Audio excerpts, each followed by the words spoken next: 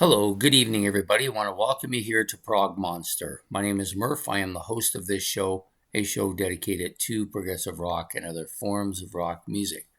So, we're here to do an episode of Decade Apart. This is number 3. It's Tuesday night, and Ben has given me a couple of good albums by a band that I like. So, the band is Golden Earring, and the albums are On the Double, released in 1969, their fourth studio album.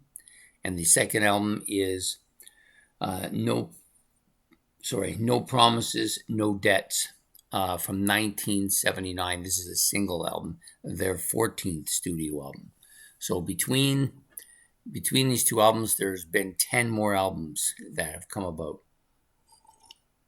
I would say probably in the 60s and 70s and maybe even into the 80s, these guys were pretty prolific with putting out albums, which was a big surprise to me when I went back and was looking through their discography. I always had thought they were a kind of a flash in the pan band that had like 3 or 4 albums and disappeared, but obviously I was way off on that mark. So anyways, the two albums in question, On the Double, this is a double album. Not something that really happened a lot back then, but it wasn't a little bit unusual, I guess. I find when I listen to this album, so I tried to actually go out and purchase the two albums because I would like to have them anyways, but neither my record store nor anybody else had them, at least not in the area where I live. I could have got them online, but they would have cost me quite a bit, and I didn't like them enough to spend that money on them. So the first one, released in 69, On the Double album, I listened to it all. I find it has some there's obvious Beatle influences going on here, and maybe the odd Rolling Stone feel to it as well. Definitely a 60s vibe. The songs are not overly complex, pretty simple, your basic stuff, poppy, not too hard. A couple songs had a little bit of that hard flavor to it, but primarily I found them to be it's a very 60ish sounding album.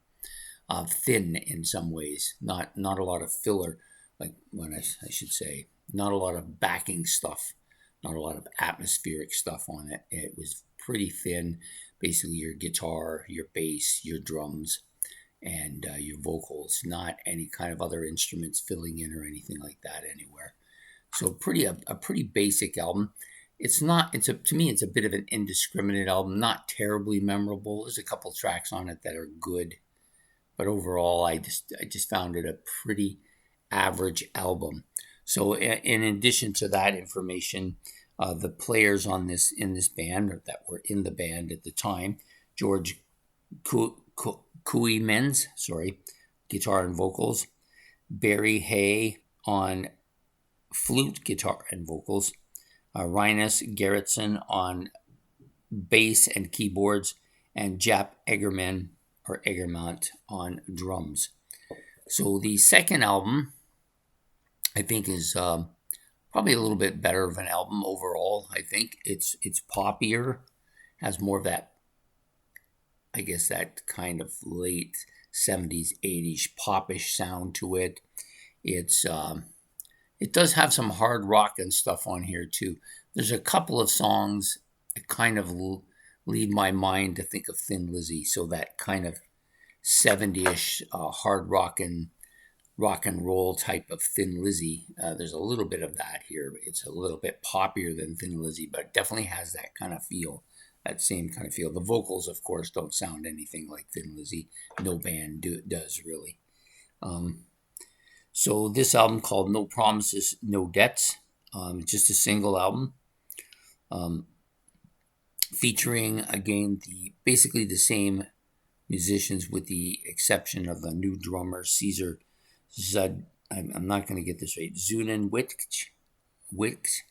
I think it's Wick or Wick. Zudenwijk. Anyway, Caesar Zudenwijk he's on the drums at this point in time. The other 3 members, George Koymans, Barry Hay, and Rhinus Gerritsen are all still on the album, still doing the same thing. Although I believe Koymans did take over kind of production of the album, so then this led to some other people contributing on the music as well, or at least more on the music. Yeah, I found it very kind of a poppy, overall a poppy album with some heavy moments. I do like the heavier moments by this band. And they do have some albums that have quite a heavy moment on it, but neither of these two albums, I think, will kind of be put in a hard rock category. I think the first one's kind of a 60-ish kind of simplistic pop, and then the 79 one, much more sophisticated. Production's better, sound is better, but also a little bit heavier on the pop as well. Anyways, that's my take on these two albums. If I'd owned them, I would have listened to them a few more times, but since it was difficult to find them and still haven't been able to. Golden Earring in general has been hard for me to find in this area. I mean, yeah, I could go online and find it, but I don't want to pay that kind of money. I'd rather just find it. They do get the occasional album by this band at the record store that I go to, but generally speaking, though, I probably would have to go to Laser CD to get them, and then you're just spending quite a bit for that as well. So at any rate, two decent enough albums. One of them, a little on the passable side. The other one maybe better, a little bit better, the 79 one. Anyways, I hope you've enjoyed this episode. Please hit the like and subscribe. And if you want to make any comments about either of these two albums by Golden Earring, you can do that in the comment section. And I hope you have a good evening, and we will be back next week with another episode of Decade Apart. And take care and have yourself a good evening, and goodbye.